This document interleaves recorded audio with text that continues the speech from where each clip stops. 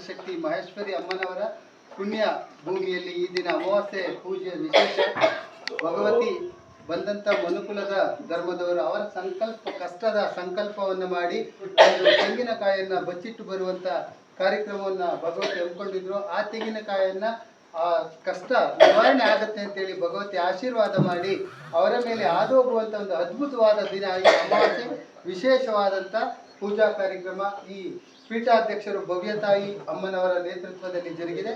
ಹಾಗೆ ನಮ್ಮ ಚಲನಚಿತ್ರ ನಟರು ಮುತ್ತುರಾಜು ಸರ್ ಅವರ ಅದ್ಭುತವಾದ ಚಲನಚಿತ್ರವನ್ನ ಎಲ್ಲ ಕುಟುಂಬಸ್ಥರು ಕೂತಿ ನೋಡುವಂತ ಹಾಸ್ಯಭರಿತವಾದ ಚಿತ್ರವನ್ನ ಈ ದಿನ ಭಗವತಿಯ ದಿವ್ಯ ಸಾನ್ನಿಧ್ಯದಲ್ಲಿ ಬಿಡುಗಡೆ ಕಾರ್ಯಕ್ರಮವನ್ನು ಕೂಡ ಮಾಡಿರ್ತಾರೆ.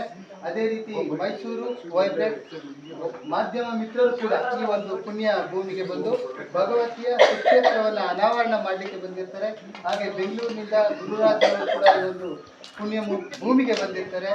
ಎಲ್ಲರಿಗೂ ಸುಕ್ಷೇತ್ರ ಮಹೇಶ್ವರಿ ಅಮ್ಮನವರ ದೇವಸ್ಥಾನದ ಪರವಾಗಿ ಒಂದು ಅಭಿನಂದನೆ. ಹಾಗೆ ಇಲ್ಲಿ ಬಂದಂಥ ಪ್ರತಿಯೊಬ್ಬ ಮನುಕುಲದ ಧರ್ಮದವರು ಪುಣ್ಯವಂತರು ಅಂತ ನಾನು ಹೇಳಕ್ ಇಷ್ಟಪಡ್ತೀನಿ. ಯಾಕಂದ್ರೆ ಇವತ್ತೆಲ್ಲರೂ ಅವರದೇ ಆದ ಗೋಜಲಿರ್ತೀವಿ, ಸಂಪಾದನೆ, ಹಣ, ಹೆಂಡತಿ, ಮಕ್ಕಳನ್ನ ಜಂಜಾಡ್ತಾರಿದ್ದೀವಿ.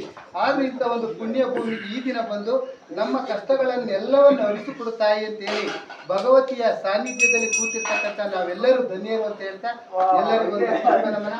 ಪೀಠಾಧ್ಯಕ್ಷರ ಪರವಾಗಿ ಎಲ್ಲರಿಗೂ ಒಳಿತಾಗಲಿ. ಭಗವತಿ ಹೇಳಿದ್ದನ್ನೆಲ್ಲ ಕೊಡುವಂಥ ಪುಣ್ಯ ಭೂಮಿಯಲ್ಲಿ ಎಲ್ಲರಿಗೂ ಶುಭವಾಗಲಿ.